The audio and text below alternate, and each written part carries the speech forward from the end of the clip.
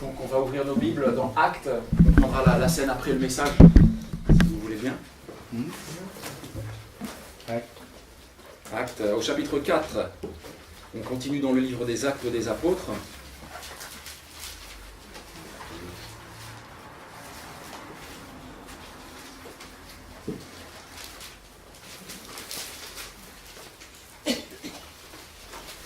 Alors comme je dis à chaque fois, Actes, c'est la naissance de l'Église. Et ça s'étale sur plusieurs dizaines d'années. Et nous aussi, on est une Église naissante. Enfin, les années commencent à passer. Ça fait pas encore 10 ans. Mais du coup, on peut vraiment faire un parallèle entre l'Église naissante et puis l'Église ici, l'œuvre à Rochefort.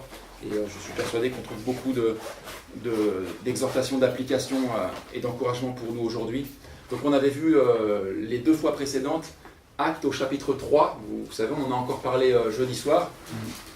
Actes au chapitre 3 où il y avait eu Pierre et Jean qui avaient guéri miraculeusement au nom de Jésus ce boiteux qui était mis devant la porte appelée la Belle, la porte du temple. Le message suivant, on avait parlé justement, on avait fait tout un message sur le thème de la guérison. Et puis, chose promise, chose due, jeudi soir, comme j'avais dû écourter mon introduction lors de ce dernier message, c'est pourquoi, en fin de compte, quelles sont les raisons pour lesquelles on tombe malade. C'est ce qu'on a vu jeudi soir. On a creusé un petit peu là, cette thématique. Et aujourd'hui, eh bien, on continue avec Actes au chapitre 4. C'est tout de suite c'est la suite de cet épisode avec le boiteux qui a été guéri. Et donc, après la guérison du boiteux, ils ont eu la possibilité d'annoncer l'évangile à la foule. Et là, nous lisons maintenant, tandis que Pierre et Jean parlaient au peuple, voilà, ils sont en train de... Acte 4, combien le début? À partir du verset 1. À partir du verset 1. Verset 1. Ils sont en train donc d'évangéliser la foule suite à ce miracle. Puis il y a les autorités qui vont arriver et qui ne vont pas être contentes du tout, on s'en serait douté. Tandis que Pierre et Jean parlaient au peuple, survinrent les sacrificateurs, le commandant du temple et les Sadducéens. Mécontents de ce qu'ils enseignaient le peuple et annonçaient en la personne de Jésus la résurrection des morts. Ils mirent la main sur eux et les jetèrent en prison jusqu'au lendemain, car c'était déjà le soir. Cependant, beaucoup de ceux qui avaient entendu la parole crurent. Et le nombre des hommes s'éleva à environ 5000. Le lendemain, les chefs du peuple, les anciens et les scribes s'assemblèrent à Jérusalem, avec Anne, le souverain sacrificateur, Caïphe, Jean, Alexandre et tous ceux qui étaient de la race des principaux sacrificateurs. Ils firent placer au milieu d'eux Pierre et Jean et leur demandèrent « Par quel pouvoir et au nom de qui avez-vous fait cela ?» Alors Pierre, rempli du Saint-Esprit, leur dit « Chef du peuple et anciens d'Israël, puisque nous sommes interrogés aujourd'hui sur un bienfait accordé à un homme malade, afin que nous disions comment il a été guéri. Sachez-le tous, et que tout le peuple d'Israël le sache, c'est par le nom de Jésus-Christ de Nazareth que vous avez crucifié et que Dieu a ressuscité des morts. C'est par lui que cet homme se présente en pleine santé devant vous. Jésus est la pierre rejetée par vous qui bâtissez et qui est devenue la principale de l'angle. Il n'y a de salut en aucun autre, car il n'y a sous le ciel aucun autre nom qui ait été donné parmi les hommes par lequel nous devions être sauvés. » Lorsqu'ils virent l'assurance de Pierre et de Jean, ils furent étonnés, sachant que c'étaient des hommes du peuple sans instruction, et ils les reconnurent pour avoir été avec Jésus. Mais comme ils voyaient là, près d'eux, l'homme qui avait été guéri, ils n'avaient rien à répliquer. Ils leur ordonnèrent de sortir du Sanhédrin, et ils délibérèrent entre eux, disant « Que ferons-nous à ces hommes ? Car il est manifeste pour tous les habitants de Jérusalem, qu'un miracle signalé a été accompli par eux. Et nous ne pouvons pas le nier. Mais afin que la chose ne se répande pas davantage parmi le peuple, défendons-leur avec menace de parler désormais à qui que ce soit en ce nom-là. Et les ayant appelés, ils leur défendirent absolument de parler et d'enseigner au nom de Jésus. Pierre et Jean leur répondirent, « Jugez, s'il est juste devant Dieu, de vous obéir plutôt qu'à Dieu. Car nous ne pouvons pas ne pas parler de ce que nous avons vu et entendu. » Ils leur firent de nouvelles menaces et les relâchèrent, ne sachant comment les punir à cause du peuple, parce que tous glorifiaient Dieu de ce qui était arrivé. Car l'homme qui avait été l'objet de cette guérison miraculeuse était âgé de plus de 40 ans. Voilà, on va s'arrêter là. Et il est question ici, vous avez peut-être remarqué, noté à plusieurs reprises, de ce nom. Ce nom. Alors ça pourrait être un peu le titre du message. Ce nom, quel beau nom. Hein, ce beau nom de Jésus. Vous savez que Acte 4.12, regardez-le avec moi, c'est un des premiers versets que j'ai appris par cœur. Parce que je venais de toutes sortes de religions, de philosophies, j'avais cherché pendant plus de 10 ans le sens de la vie, est-ce que Dieu existe, qu'est-ce qu'il y a après la mort, etc. Et ça, ce verset-là, il n'y a de salut en aucun autre. Alors si vous ne le connaissez pas par cœur, je vous invite à le surligner, à mettre une annotation, parce que même dans votre évangélisation, c'est un verset qui est extrêmement clair. Il n'y a de salut en aucun autre que Jésus-Christ, hein, car il n'y a sous le ciel aucun autre nom qui ait été donné parmi les hommes par lequel nous devions être sauvés. Verset tranchant, incisif, radical. Et donc, Pierre et Jean, ils ont annoncé, comme je vous le disais, l'évangile à la foule suite à ce miracle. Et puis maintenant, ils sont amenés devant, là, on voit 3 catégories de personnes qui sont nommées. Verset 1. Les sacrificateurs, le commandant du temple, c'est les autorités, là. Hein. On va dire les autorités politico-religieuses. On va voir pourquoi après. Et les sadducéens.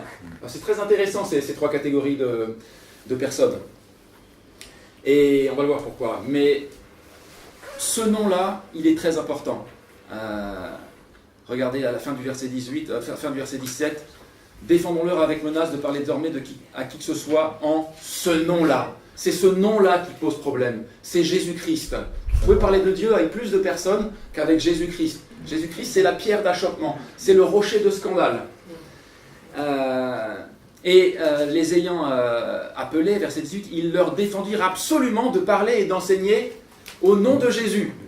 C'est Jésus, ça hérisse les poils, ça irrite, ça... Ah. On a pu l'expérimenter à bien des reprises. Pourquoi? Parce que ce nom, en fait, il veut tout dire. Dans son nom, nous parle de son identité et de son œuvre. Jésus, Yehoshua. Jéhovah, Shua, Dieu sauveur. Il est aussi appelé Jésus, Emmanuel. C'est-à-dire que Jésus, en fait, cet homme-là, il est Dieu sauveur. Pourtant, Jéhovah, l'Éternel avait dit, je suis le seul Dieu juste et qui sauve. En dehors de moi, il n'y a point de Dieu. Et Jésus, il est appelé le Sauveur. Dès sa naissance. Voici, il vous est né un Sauveur, qui est le Christ, le Seigneur. Ça veut dire qu'en fait, ce Sauveur, vu que l'Éternel avait dit qu'il n'y avait qu'un seul Dieu juste et qui sauvait, que c'était lui, ça veut dire qu'en fait, c'est la même personne. Jésus-Christ. Et puis, Emmanuel, hein, Dieu est avec nous. Dieu est avec nous. Dieu est au milieu de nous. Et puis, dans Ésaïe, au chapitre 9, on l'appellera. L'appellation, c'est le nom, ça aussi. Admirable, conseiller, Dieu puissant, Père éternel, Prince de la paix. Vous voyez tout ce qu'il y a dans ce petit nom-là? Jésus. Complètement, parfaitement et pleinement Dieu. Et c'est pour ça que ça dérange. Et on va voir 3 choses là, dans ce message ce matin. On va voir... Et c'est une constante, c'est que c'est toujours pareil aujourd'hui. Ce qui s'est passé à l'époque, c'est toujours pareil aujourd'hui. Alors on va voir, premièrement, l'opposition à ce nom. Et c'est toujours pareil aujourd'hui, on verra. On verra, deuxièmement, l'exclusivité de ce nom. Et c'est toujours pareil aujourd'hui, la vérité n'a pas changé. Et on verra, troisièmement, l'amour attaché à ce nom. Alors, premièrement, voyons l'opposition à ce nom. Vous savez tous qu'initialement, Israël avait été créé par Dieu. Hein, Dieu a choisi Abraham et il s'est créé une nation. Et c'était Dieu qui devait régner, qui régnait initialement sur Israël. Donc c'était une théocratie. C'était une théocratie. Et donc tout était mélangé, tout était ensemble. Le système législatif, politique, tout ça, tout était régi par Dieu. C'était une théocratie. Même si, au cours de leur histoire, ils avaient... Malheureusement, le peuple de Dieu, il est toujours censé être différent des autres nations. Il est censé être séparé, d'être à part. Mais eux, ils voulaient être comme les autres nations. Et ils ont voulu un roi. Bon, alors Dieu a mis un roi sur Saül et puis après David. Donc même si ils ont demandé un roi, au départ c'était une théocratie. Et à l'époque là où c'est écrit, eh bien, le peuple d'Israël était toujours régi par les lois de Moïse. Même s'ils étaient sous le joug romain, ils étaient régis au niveau législatif, politique. C'était comme un État dans l'État, on va dire. Et on voit ici, eh bien, les chefs d'État, les chefs de cet État. Il y a les sacrificateurs. Les sacrificateurs, c'était eux qui opéraient les sacrifices. C'était ceux qui, par les sacrifices des animaux, réconciliaient, en fin de compte, les hommes avec Dieu. C'était les prêtres. Donc c'était, on va dire, ce sont les autorités religieuses. Et puis comme tout était lié, hein, politique, religion, tout ça, on va dire qu'on pourrait faire le parallèle que le commandant du temple, eh bien, c'était le président. Hein. C'était celui qui dirigeait. Autorité religieuse, autorité politique, et puis les Sadducéens. Les Sadducéens, c'est très intéressant parce qu'on sait qu'ils niaient la résurrection. Hein, ils ne croyaient pas aux anges. Et c'était un petit peu, on pourrait dire par rapport à aujourd'hui, l'incrédulité rationaliste. Les incrédules. Aujourd'hui. Et vous voyez que c'est pareil aujourd'hui. Il y a cette opposition de la part des pouvoirs religieux,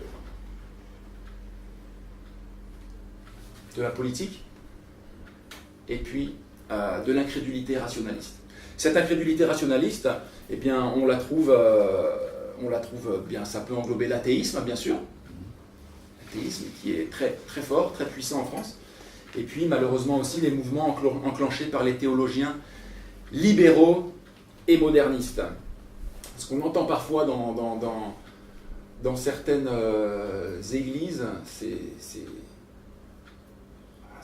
une catastrophe. On prêche plutôt une morale attachée à la Bible, mais il ne faut pas vraiment croire en Jésus, il ne faut pas croire à la résurrection, il ne faut pas croire à l'enfer, il ne faut pas croire au paradis. Là, non, on prêche une philosophie, mais toutes les choses essentielles de la Bible, eh bien, on n'y croit plus. Bref, ce qu'on pourrait se dire aujourd'hui, c'est difficile. C'est difficile, n'est-ce pas, aujourd'hui, d'annoncer l'évangile? Bon, à l'époque, c'était tout aussi difficile. C'est toujours pareil. Rien de nouveau sous le soleil. Hein, si on vous dit, voici ceci est nouveau, disait l'Ecclésiaste, non, ça existait déjà par le passé. C'est pas plus dur aujourd'hui qu'à l'époque. Et d'ailleurs, en dépit de cette opposition, on voit que 5000 hommes se convertissent. Et c'est pas anodin parce que ils ont été hardis, hein, Pierre et Jean, devant la foule, mais comment ils vont se comporter là devant les élites, devant les costumes cravates? Et parfois, je ne sais pas si ça vous fait ça, mais parfois on peut se laisser impressionner, non? Personnellement, moi, je me laisse parfois impressionner. Quand je vois un costard cravate, quelqu'un qui est vraiment érudit, scientifique, je me dis, oh là là. Et non. Que Dieu nous délivre de la crainte des hommes. On n'a pas à craindre les hommes. Parce que la crainte, en fait, nous fait perdre notre témoignage. Et en fait, ils n'ont rien à répliquer. Et on va le voir là, ils n'ont rien à répliquer. Ils ont beau avoir des tonnes et des tonnes de science. Je veux dire, la Bible n'est pas contre la science. La Bible n'est pas contre la sagesse, la Bible n'est pas contre la connaissance, contre la culture générale, etc. Au contraire, c'est les trésors de la science qui sont là-dedans. Et ces gens-là, ils ont beau être érudits, intelligents, scientifiques, etc. Ils ont toujours ce vide dans le cœur, auquel seul l'Évangile peut répondre. Et Romains 1 nous dit qu'au fond de leur cœur, ils savent que Dieu est véridique. Ils sont donc inexcusables, il y a écrit, parce qu'ayant connu Dieu, ils ne l'ont pas glorifié comme Dieu et ne lui ont pas rendu grâce, mais leur cœur et leur intelligence ils se sont vautrés dans le péché et dans le rejet de Dieu. Donc comment vont-ils se comporter, Pierre et Jean, devant le Sanhédrin, composé ici de lettrés, de magistrats, de juristes et d'hommes de haut rang dans le monde politique et religieux? Quand j'étais à Paris, je me rappelle qu'il y avait des ministères un petit peu partout. J'avais fréquenté juste en visite comme ça une église. Et puis il y avait des gens dans l'église qui avaient des ministères dans le milieu de la politique. Il y avait des gens qui avaient un ministère dans le milieu du spectacle et du show business. Il y avait, moi qui travaillais dans la mode, il y avait des gens qui... Et il y a une association, d'ailleurs, vous pouvez la taper sur Internet, ça s'appelle Models for Christ. C'est-à-dire, modèles, c'est-à-dire les mannequins pour Christ. C'est-à-dire que même dans le milieu de la mode, il y a à New York, Milan, Paris, Londres, partout là où il y a ce qu'on appelle les Fashion Week, les semaines de la mode, eh bien, il y a des mannequins, des gens qui travaillent dans la mode, des photographes, des créateurs qui veulent témoigner de Christ. Eh oui, c'est bien. Models for Christ. Ça veut dire qu'on doit être des modèles pour Christ. Non, ça ne va pas être facile, mais c'était pas plus facile à l'époque non plus. Alors, est-ce qu'ils vont se laisser impressionner? Non. En fait, non. Ils vont. Le Sanhédrin, là, donc, siège pour instruire l'affaire, et ils ont une ferme intention, c'est de les impressionner. Ils veulent les impressionner, ils veulent leur faire peur.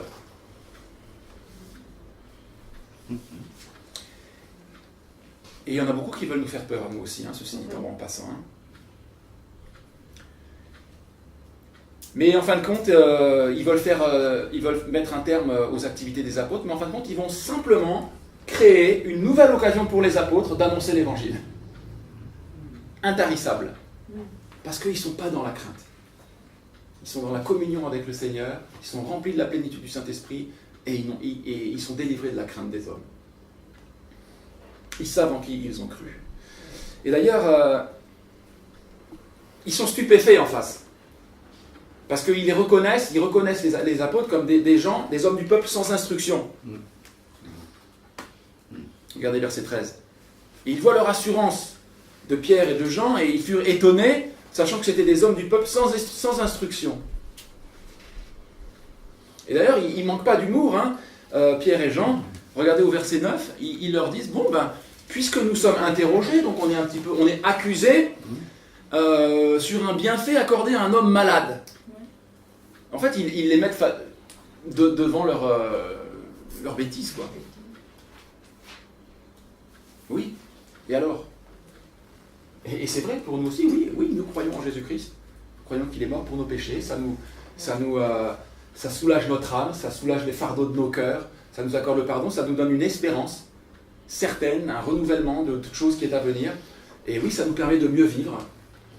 Et ça parle aussi au cœur des gens. Parce qu'en disant simplement tout cela, ça les met face à eux-mêmes. Et face à leur propre vie et à leur propre conscience. Et on voit qu'ils ont même une pointe d'humour. On est jugé pour avoir fait le bien. Ils avaient peu d'instructions. C'était des pêcheurs. Jésus les avait ramassés. C'était des pêcheurs. Ils étaient avec leur filet, là, sur leur barque. Ils avaient peu d'instructions, mais beaucoup de convictions.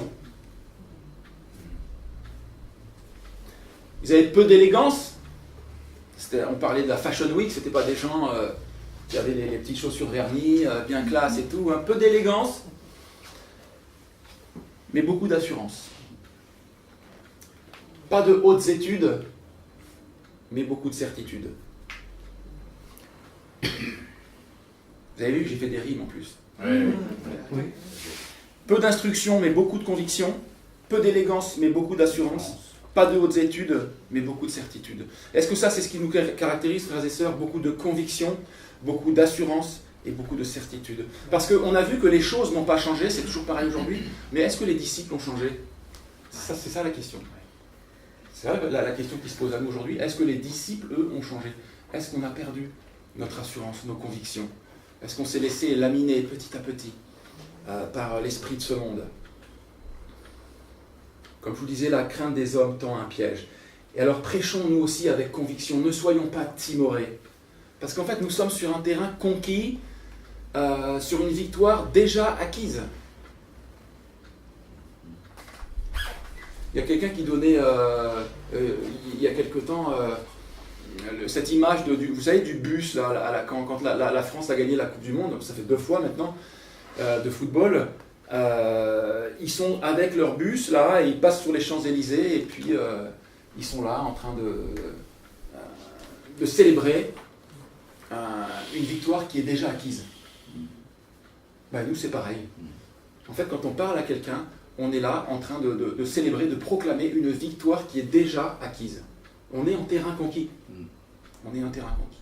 Et on est sur devant des cœurs qui, même s'ils s'en défendent, ont soif, ont faim. Ce sont spirituellement, c'est une œuvre sociale, on va dire, mais spirituelle. C'est aussi beau, mais je dirais même plus beau parce que c'est essentiel, ça répond à des besoins éternels et non pas temporels, que de donner à boire à quelqu'un qui a soif, de donner à manger à quelqu'un qui a faim. Eh bien, c'est de faire la même chose, donner à boire à quelqu'un qui a soif, mais spirituellement. Quelqu'un qui se pose des questions par rapport à l'éternité. Donner à manger à quelqu'un qui a faim. Alors, est-ce que c'est toujours la même chose aujourd'hui? Et que les gens nous reconnaissent comme chrétiens, il est écrit, ils les reconnurent pour avoir été avec Jésus, fin du verset 13. Ils les reconnurent pour avoir été avec Jésus. Et que les gens aussi nous reconnaissent comme chrétiens, pour être dans la communion avec Jésus. Et ça se trouve dans la prière aujourd'hui. Ça, c'est aussi la clé pour un témoignage puissant. Est-ce qu'on peut dire aussi aujourd'hui, que c'est toujours pareil aujourd'hui, verset 20, nous ne pouvons pas ne pas parler de ce que nous avons vu et entendu. Est-ce qu'on peut dire ça? Je ne peux pas ne pas parler de ce que j'ai vu et entendu.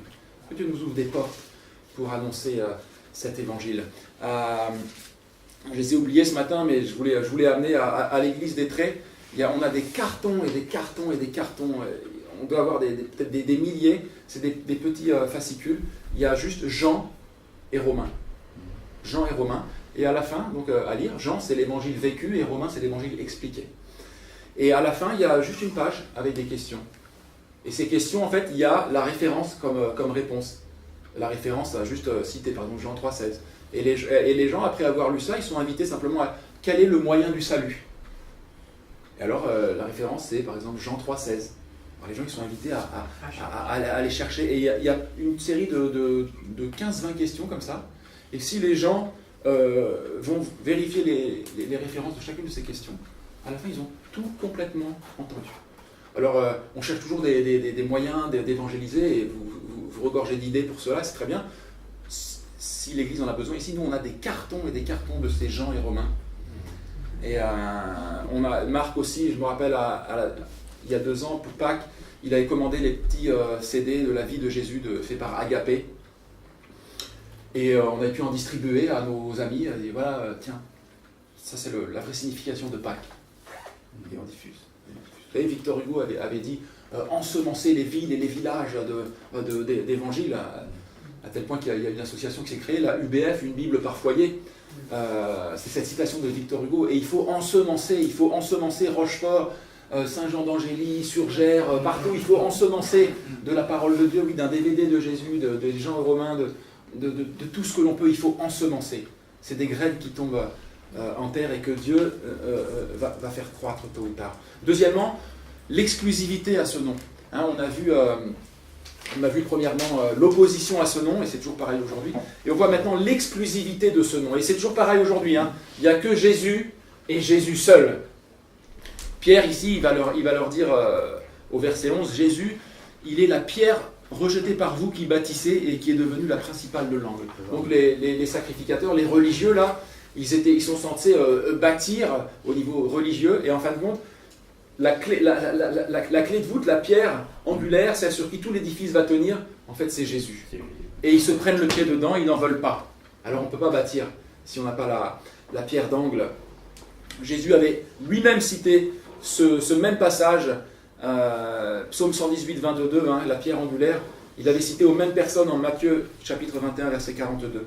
Et en fait, en disant cela, Pierre il va exalter la valeur unique de ce nom. Il n'y a que Jésus, il n'y a que Jésus, il n'y a que Jésus, en Jésus seul.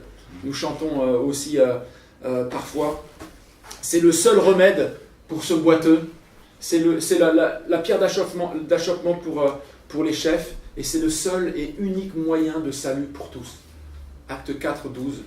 Il n'y a aucun autre nom qui ait été donné parmi les hommes par lequel nous devions être sauvés. Et c'est pour ça que le nom de Jésus fait tant de remous et suscite tant de passion. Il n'y a que Jésus. Il n'y a que Jésus. Il n'y a que la Bible. Il n'y a que la Bible.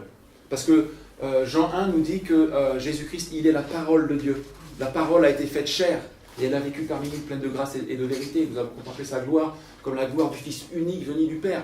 Et puis qu'est-ce qui nous est écrit à la fin dans Apocalypse? Eh bien, il n'y a rien à rajouter à Jésus. Il n'y a rien à rajouter à la Bible.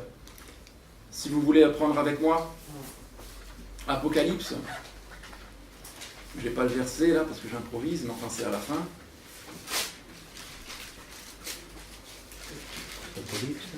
Apocalypse, c'est la toute fin. Hein. 18.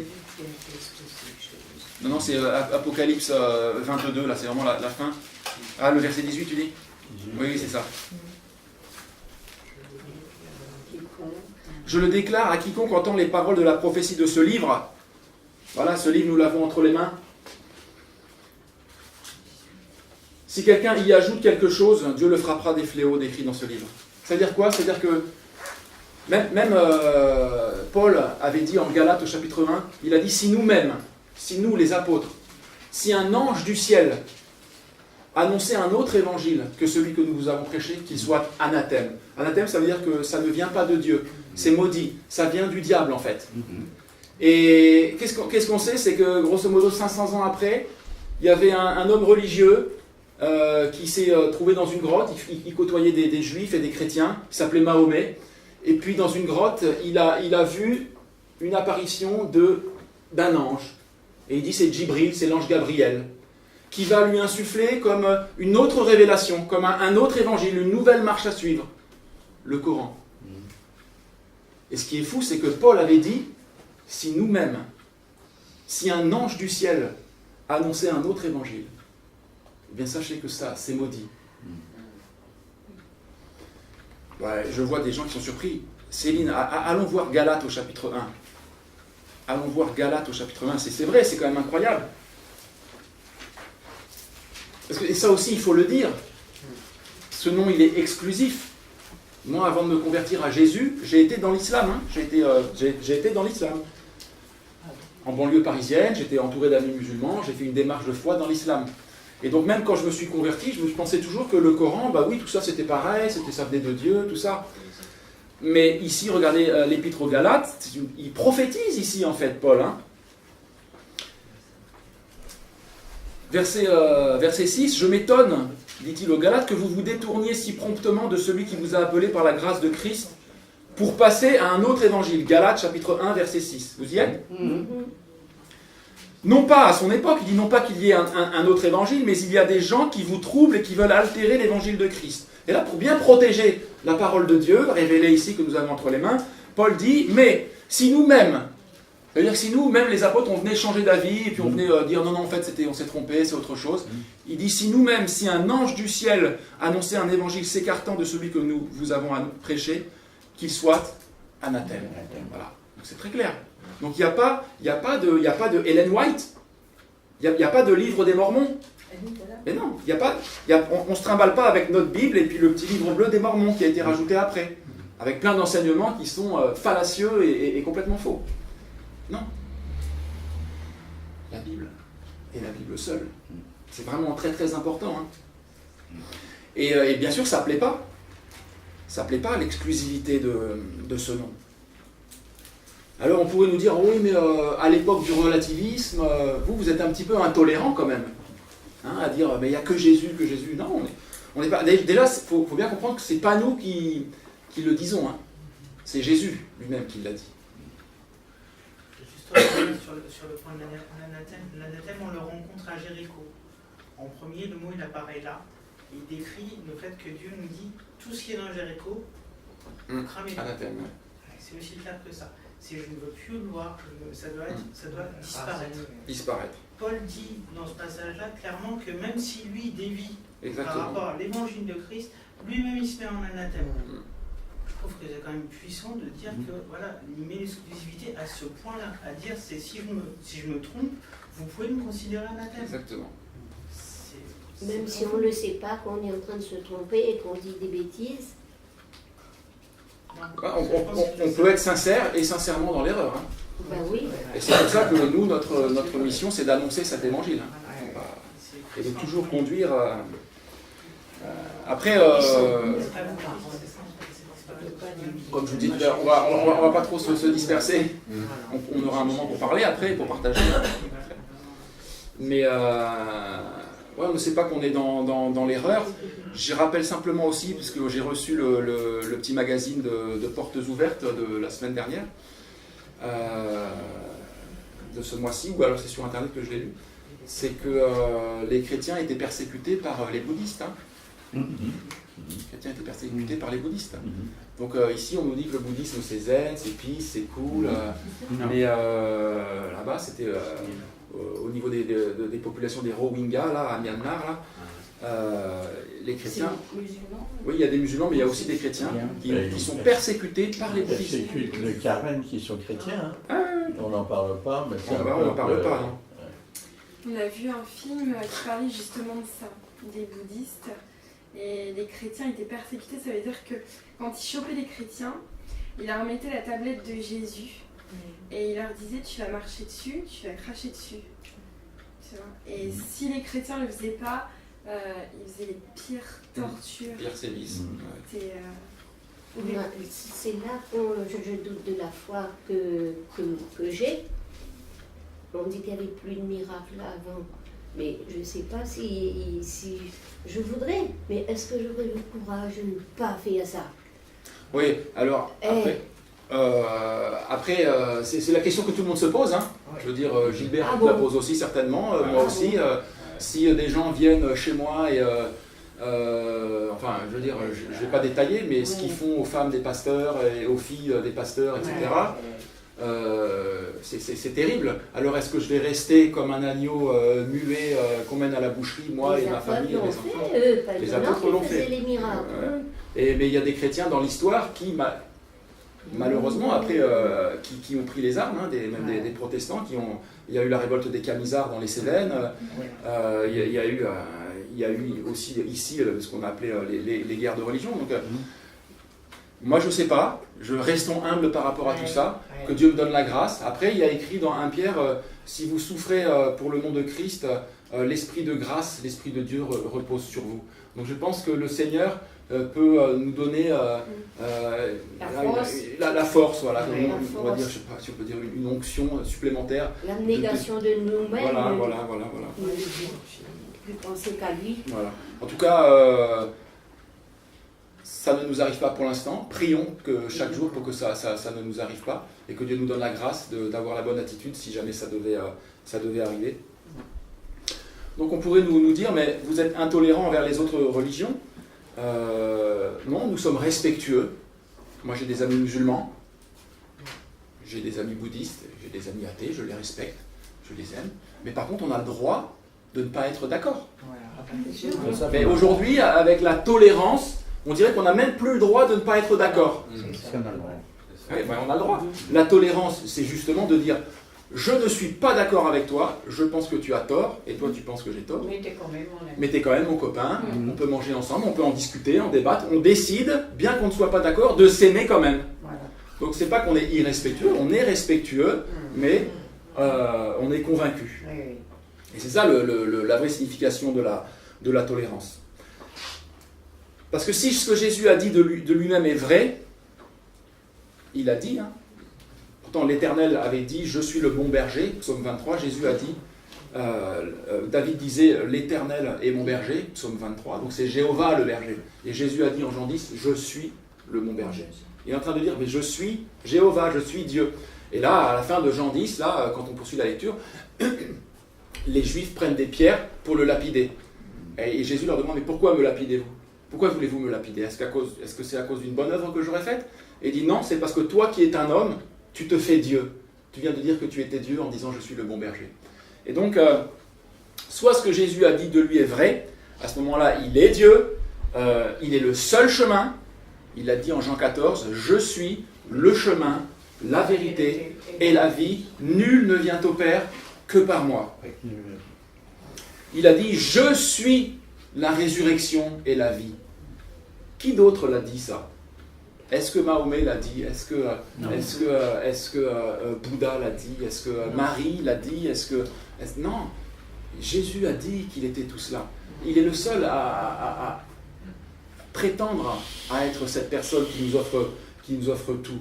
C'est lui qui a dit, avant qu'Abraham fût, je suis. Je suis, il a repris ici les termes de l'Éternel, je suis celui qui suis, je suis celui qui est. Et si cela est vrai, eh bien heureusement que Pierre, quand il a vu ce boiteux, heureusement que Pierre n'a pas dit, écoute, je respecte tes convictions. Tiens, voilà un petit peu d'argent. Heureusement qu'il n'a pas fait ça. Il a dit non, au nom de Jésus-Christ, lève-toi et marche. Et le salut, on va dire, du monde actuel, c'est de nous dire que le salut, on va s'en sortir, on va réussir à bien vivre ensemble. Vous avez entendu, hein, le fameux vivre ensemble. On cherche, surtout en France, on cherche à essayer de vivre ensemble. Et c'est comme ça qu'on va s'en sortir, c'est comme ça qu'on va amener la paix, l'harmonie, la solution, le salut dans le monde, quand on arrivera à vivre ensemble. Et donc, vivre ensemble, ça passe par, j'ai appelé ça l'individualisme radical. C'est-à-dire qu'à chacun sa vérité. Et si tu n'es pas d'accord avec ce principe, à chacun sa vérité, tu n'as pas le droit de ne pas être d'accord. Si tu n'es pas d'accord avec ce principe, eh bien, tu blasphèmes.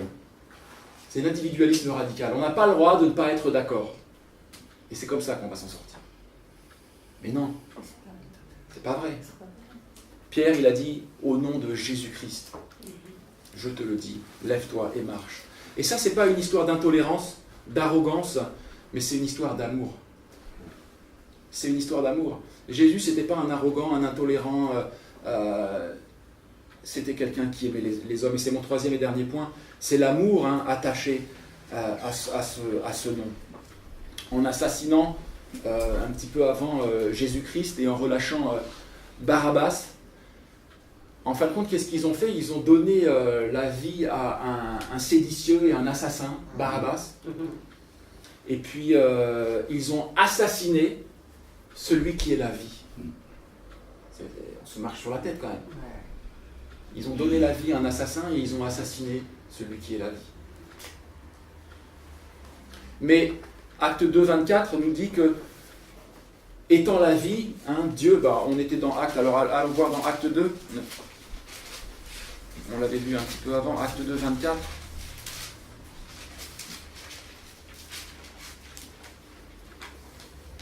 Il n'était pas possible qu'il fût retenu par la mort, parce qu'il était la vie. Et c'est ce que nous dit Acte 2, 24. Dieu l'a ressuscité en le délivrant des liens de la mort, parce qu'il n'était pas possible qu'il soit retenu par elle. Étant la vie, il n'était pas possible qu'il reste dans la mort.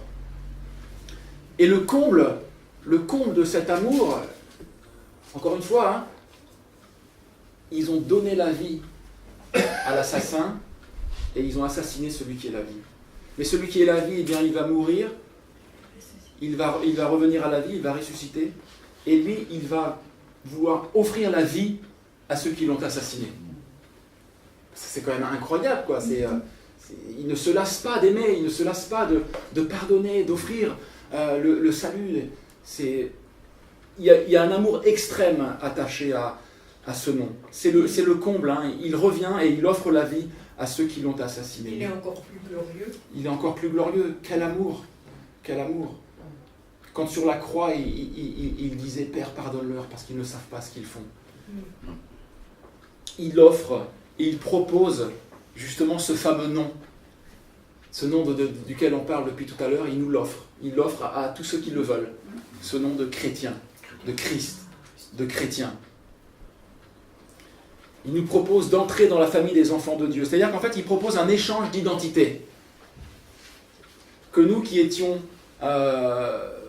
pauvres, malades, boiteux, on avait vu le boiteux, on avait fait un parallèle avec le boiteux spirituel. Tous les gens autour de nous qui ne croient pas, ce sont comme des boiteux spirituels. C'est-à-dire qu'un boiteux, si on lui enlève tous ses moyens de marcher, soit qu'on le transporte, ou une canne, ou un fauteuil, si on lui enlève tous les moyens pour lui de se déplacer, il ne sait pas où il va, il ne sait pas où va l'amener sa marche. Et c'est exactement ça les gens aujourd'hui, ils ne savent pas où ils vont, spirituellement. Quand vous posez la question à quelqu'un, est-ce que tu crois qu'il y a quelque chose après la mort? Je sais pas. Non, je ne crois pas. Est-ce que tu crois que tu iras au ciel après la mort? Ça, je ne sais pas. J'espère, on me dit. Mais Dieu, lui, il veut qu'on sache que l'on a la vie éternelle. Il le dit en 1 Jean 5,13, je vous ai écrit ces choses afin que vous sachiez que vous avez la vie éternelle, vous qui croyez au nom du Fils de Dieu. Dieu veut qu'on sache, Dieu ne veut pas qu'on soit des boiteux spirituels. Et puis le boiteux aussi, dépourvu de tous ses moyens de locomotion, non seulement il ne sait pas où sa marche va l'amener, mais ce qu'il y a, c'est qu'il ne va pas aller loin. Il ne va pas aller loin. C'est que sa marche, elle va s'arrêter. Assez rapidement.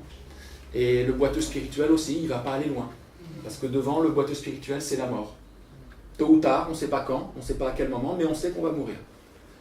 Et Dieu, eh bien, Jésus nous offre, lui, la vie éternelle. Il nous offre cette vie éternelle. Et en fait, dans chaque miracle de guérison, on peut voir le parallèle spirituel et ce changement d'identité. On voit ce malade qui a été guéri, là, il était boiteux, et Jésus aussi, il a pris la place d'un boiteux. Presque littéralement, on pourrait dire, parce que il a boité quelque part, quand il a dû porter sa croix. Il a été flagellé là, de 50 coups de fouet, et il était presque laissé comme mort, et il a dû porter sa croix. Et là, il a pris la place du boiteux. Il n'arrivait pas. Il n'arrivait même pas. À tel point que quelqu'un a dû porter sa croix à sa place. Et puis ce boiteux, là, dans Acte 3, il était paralysé de ses pieds et de ses chevilles. Et bien Jésus aussi, sur la croix, il a été paralysé de ses pieds et de ses chevilles. On lui a cloué, sur la croix, on lui a cloué, entravé ses pieds et ses chevilles. Il a été paralysé aussi sur cette croix.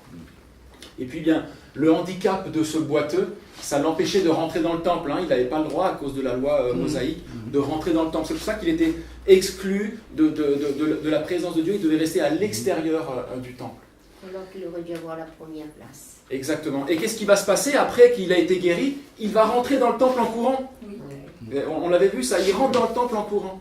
Mais pour que lui puisse, exclu qu'il était, pour que lui puisse être inclus dans la présence de Dieu et dans le temple, eh bien il a fallu que Jésus, lui qui était pourtant inclus dans la présence de Dieu, Philippiens chapitre 2, il dit qu'il n'a pas regardé son égalité avec Dieu comme une proie arrachée, mais il s'est dépouillé, il a été exclu de la présence de Dieu, il s'est dépouillé de la présence de Dieu, et puis surtout, il a été exclu de Jérusalem, il a été crucifié à l'extérieur.